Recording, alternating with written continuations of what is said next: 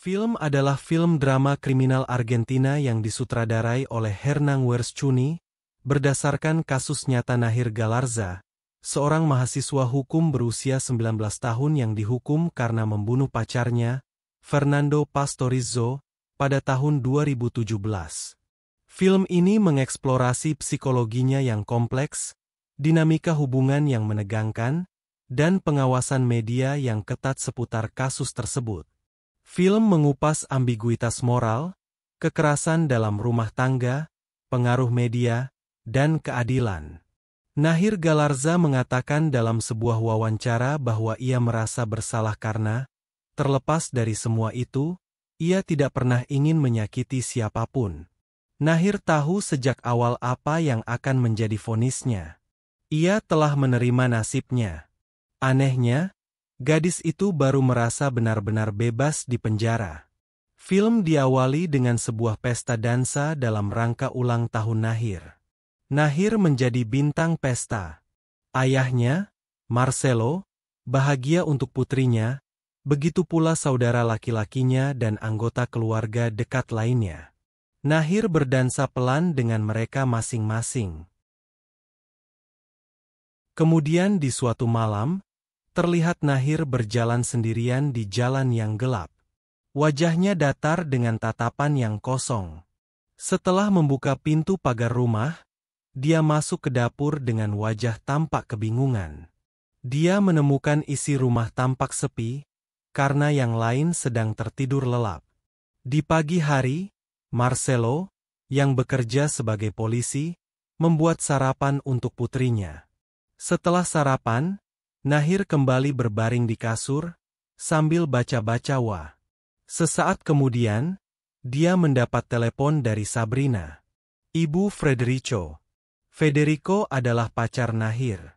Mereka telah menjalin hubungan selama kurang lebih 5 tahun, dan selama waktu itu, mereka sering bertengkar dan berbaikan.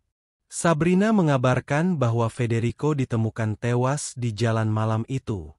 Wanita itu menangis saat berbicara. Saat panggilan telepon berakhir, Nahir tidak menunjukkan emosi apapun. Ibunya, Agustina, sudah mengetahui apa yang terjadi. Ia memeluk putrinya sebagai tanda dukungan.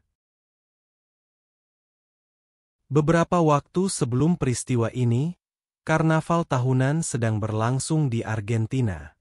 Semua orang mengenakan kostum bertema dan merayakannya dengan musik dan tarian. Nara dan ayahnya juga ada di sana. Gadis itu bermimpi menjadi ratu karnaval suatu hari nanti. Seorang anak laki-laki menggoda Nahir. Namun saat melihat senjata Marcelo, ia pun mengurungkan niatnya.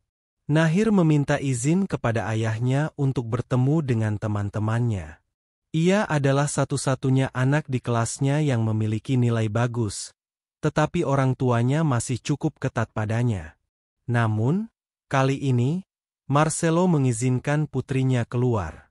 Seseorang terus mengirimi Nahir pesan berisi pujian dan foto mereka sendiri. Kemudian, pria yang sama bernama Federico mendekatinya dan memulai percakapan. Nahir bertanya bagaimana ia mendapatkan nomor teleponnya. Federico menjawab bahwa ia selalu mendapatkan apa yang ia inginkan. Tanpa ragu, Nahir setuju untuk pergi jalan-jalan dengan sepeda motornya. Ketertarikan langsung terjalin di antara mereka. Nahir mengizinkan hal-hal yang melampaui batas kesopanan. Namun, hari sudah larut malam, sehingga gadis itu harus kembali ke rumah. Ia tidak tahu bahwa ayahnya melihat Federico meninggalkan rumah mereka dengan sepeda motornya. Saat ini, setelah kejahatan itu, semua teman Federico dipanggil ke kantor polisi untuk memberikan pernyataan. Tidak seorang pun yang percaya bahwa pemuda itu telah pergi begitu cepat. Nahir mengatakan kepada para detektif bahwa ia dan Federico baru saja putus. Terakhir kali ia melihat Federico adalah kemarin, karena ia masih menyimpan pengisi daya ponselnya. Ketika Nara mengambil pengisi daya, Federico menawarkan untuk mengantarnya dengan sepeda motornya. Gadis itu mengaku bahwa ia tidak tahu kemana Federico pergi setelah itu. Semua orang sudah tahu bahwa Federico ditemukan tewas di alun-alun. Itu cukup jauh dari rumah Galarza. Menurut Nahir, Federico biasanya tidak pernah mengambil rute pulang itu.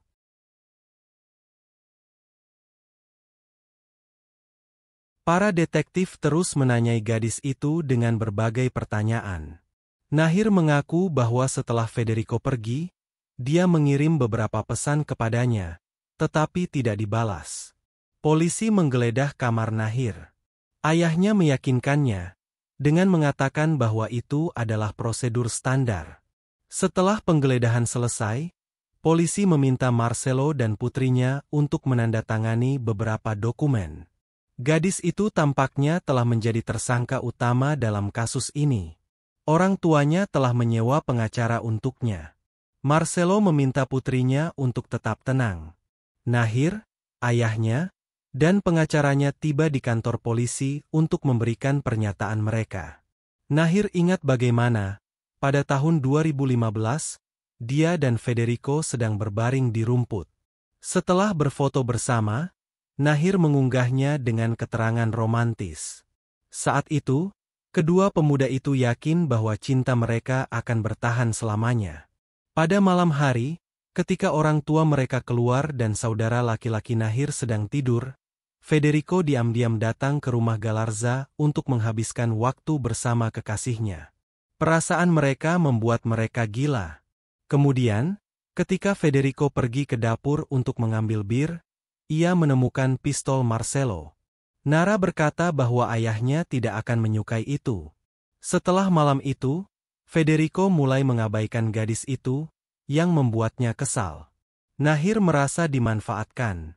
Ketika Federico akhirnya menanggapi pesan Nahir, ia menghinanya. Federico menghina Nahir dengan kata-kata pelacur.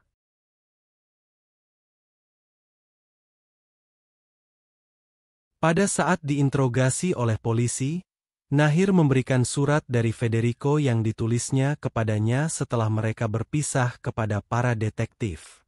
Kenyataannya, anak-anak muda itu tidak berpacaran, seperti yang dikatakan semua orang. Mengingat bagaimana Federico menyebutnya sebagai wanita yang suka berganti-ganti pasangan. Nahir mengakui bahwa pada tanggal 29 Desember, ia mengambil pistol ayahnya dari atas kulkas, di mana ayahnya biasa menaruh pistol itu, dan membunuh Federico sebagai balas dendam. Malam itu, Nahir berboncengan dengan Federico mengendari sepeda motor. Di jalan yang sepi, Nahir menembak Federico dari belakang sehingga membuat Federico jatuh tersungkur. Melihat Federico masih bergerak, mengerang kesakitan dengan bersimbah darah. Nahir dengan dingin menembakkan pistolnya sekali lagi ke dada Federico. Wajah Nahir sangat datar. Tidak ada emosi di wajahnya, dia hanya berjalan pulang. Hal pertama yang dilakukan Nahir adalah meletakkan kembali pistolnya ke tempatnya, di atas lemari es. Dia sangat gugup sehingga dia tidak bisa tidur sampai pagi.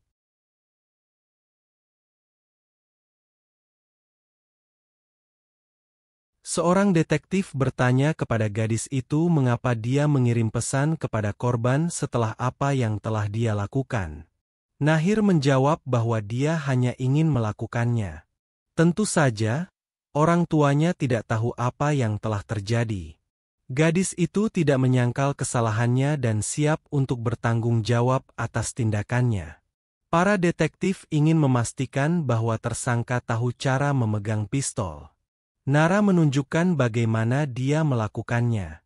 Ini dimasukkan dalam laporan. Nahir secara resmi didakwa. Dia menandatangani dokumen tersebut. Dengan demikian, kehidupan Nahir terbagi menjadi sebelum dan sesudah. Gadis itu merasa sakit secara fisik. Dia diborgol. Marcelo berjanji kepada putrinya bahwa dia akan mengeluarkannya dari sini. Nahir ditempatkan di mobil polisi untuk diangkut.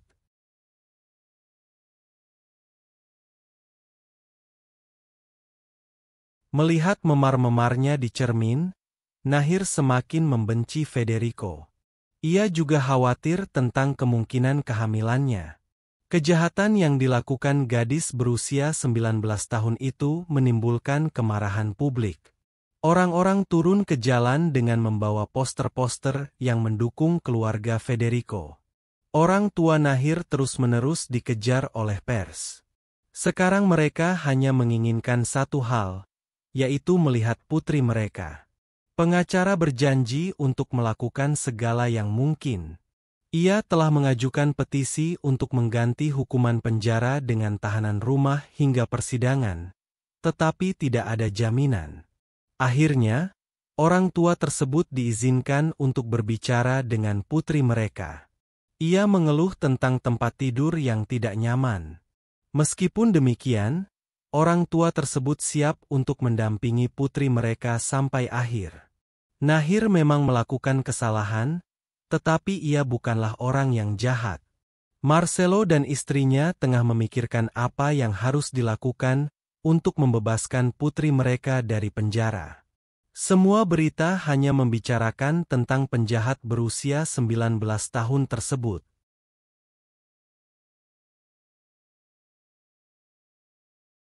Marcelo bertemu dengan seseorang yang mungkin dapat membantu.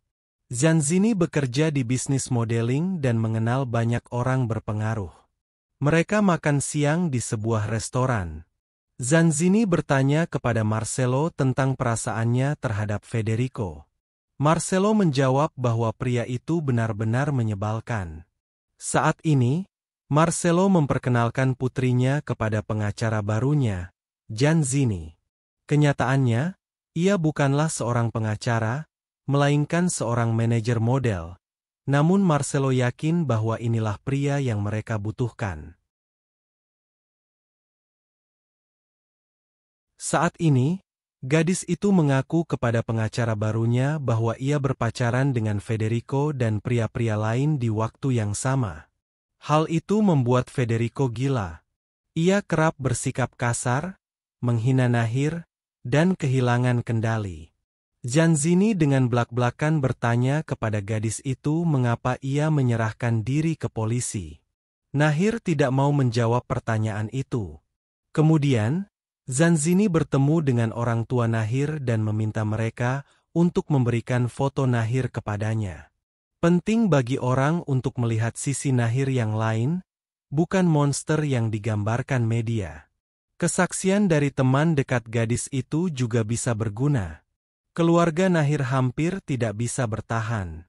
Suatu hari Zanzini menyerahkan kartu nama Irene Vello kepada Agustina, seorang pengacara hebat yang telah memenangkan banyak kasus sulit. Sebelum Agustina dan putranya keluar dari mobilnya, Zanzini bertanya kepada wanita itu apakah dia yakin suaminya ada di rumah pada malam kejahatan itu. Ada perubahan tak terduga dalam kasus Nara Galarsa. Zanzini curiga bahwa ayah gadis itu mungkin terlibat. Zanzini dan Marcelo bertemu di sebuah restoran. Marcelo yakin bahwa Zanzini memanfaatkan Nahir hanya untuk membuat namanya terkenal. Sejauh ini kasus tersebut tidak mengalami kemajuan. Setelah pertemuan dengan pengacara tersebut, Marcelo mengatakan kepada istrinya bahwa Zanzini hanyalah seorang bajingan. Agustina menyebutkan bahwa Irene Vello, pengacara yang sama dari ibu kota, baru-baru ini menghubunginya, tetapi Marcelo tidak ingin mendengar apapun tentang itu. Sekarang dia hanya mempercayai pengacara mereka yang asli. Pada tanggal 4 Juni 2018, sidang pengadilan lainnya berlangsung. Teman Federico bersaksi, mengatakan bahwa Nahir memperlakukan Federico sebagai miliknya. Teman sekelas Nahir mengklaim bahwa dia berkencan dengan beberapa pria pada saat yang sama, termasuk seorang profesor dari universitas. Federico sangat cemburu, dan tampaknya, Nahir menyukainya. Beberapa pemuda menyatakan bahwa Nahir dan teman dekatnya Yamina telah mengancam Federico dan bahkan memukulinya. Yang lain mengklaim bahwa Federico sering mencengkeram lengan Nahir, meninggalkan memar di tubuhnya. Kini giliran terdakwa untuk bersaksi. Ia mengatakan bahwa saat Federico mengetahui bahwa Nahar sedang bersama pria lain, ia pun kehilangan kesabarannya. Mereka pun bertengkar hebat. Menurut gadis itu, di dapur rumahnya, Federico merampas pistol milik ayahnya. Federico memerintahkan Nahir untuk ikut bersamanya, dengan mengatakan bahwa Nahir hanya miliknya. Nahir tidak punya pilihan selain menurutinya. Federico membawanya ke suatu tempat dengan sepeda motornya. Memanfaatkan waktu, Nahir mengambil pistol itu dan melepaskan tembakan. Saat itu, gadis itu dalam keadaan syok dan tidak menyadari apa yang dilakukannya. Hanya dalam waktu 2 detik, nasib Nahir pun ditentukan. Karena tidak tahu harus berbuat apa, ia pun berjalan pulang. Saat gadis itu menceritakan hal itu di pengadilan, ia menangis dan mengungkapkan penyesalannya. Ia tidak ingin semuanya berakhir seperti ini. Saat itu, Nahir hanya takut pada satu hal. Ayahnya akan disalahkan karena pistol itu miliknya. Pengacara itu menekankan pesan suara agresif yang terus-menerus dikirim Federico kepada Nahir. Dia juga meneleponnya hampir setiap hari secara obsesif, yang dapat dianggap sebagai pelecehan. Jaksa penuntut membantah argumen ini. Ini adalah strategi umum ketika pembela mencoba membuat korban tampak bersalah. Pada akhirnya, pengadilan menjatuhkan hukuman penjara seumur hidup kepada Nahir Galarsa. Bagi keluarganya, ini adalah akhir. Mereka berjuang sebaik mungkin untuk putri mereka, tetapi itu tidak menyelamatkannya. Pada tahun 2019, Nahir memberikan wawancara, menyatakan bahwa orang tuanya tidak pernah marah kepadanya atas apa yang terjadi. Selain itu, situasi ini bahkan membuat mereka lebih dekat. Ketika wartawan bertanya kepada Nahir apakah benar bahwa dia melindungi ayahnya, gadis itu menjawab bahwa dia akan bersedia melakukan apa saja untuknya, bahkan menghadapi hukuman penjara seumur hidup. Kemudian, dia bertemu dengan ayahnya. Dialah yang menyuruh putrinya untuk menyerahkan diri ke polisi, berjanji akan membebaskannya. Marcelo meyakinkan bahwa dia sedang mengusahakannya. Nahir telah beradaptasi dengan kehidupan penjara, tetapi dia tidak pantas berada di sini.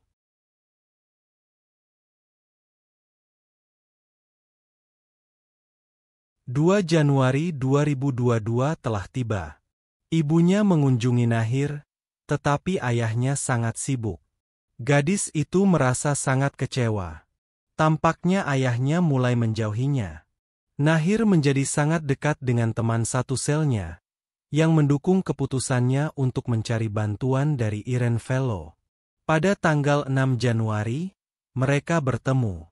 Sambil menangis, Nahir menceritakan bahwa pada malam ia dan Federico bertengkar. Pertengkaran itu membangunkan ayahnya. Anak-anak muda itu pergi dengan sepeda motor, dan Marcelo mengikuti mereka dengan mobilnya. Ia menghalangi jalan mereka, menyuruh putrinya turun dari sepeda motor, dan mengambil pistol dari Federico. Itu bukan pertama kalinya pria itu mengambil pistol Marcelo untuk dipamerkan kepada teman-temannya. Di depan putrinya, Marcelo membunuh Federico. Ia kemudian memerintahkan Nahir untuk membawa pulang pistol itu. Dalam keadaan terkejut, Nahar menurut. Begitulah yang sebenarnya terjadi. Marcelo ingin bertemu dengan putrinya, tetapi putrinya tidak ingin menemuinya. Gadis itu tetap dipenjara sementara keluarganya mencoba mengatasi situasi itu dengan cara mereka sendiri. Nahir Galarsa akan dibebaskan dari penjara pada usia 54 tahun. Pengadilan menolak tuduhan Nahir terhadap ayahnya, tetapi kasusnya telah sampai ke Mahkamah Agung, sehingga hukumannya akan ditinjau ulang. Dan film pun berakhir. Terima kasih sudah menonton. Sampai jumpa di rangkuman film berikutnya.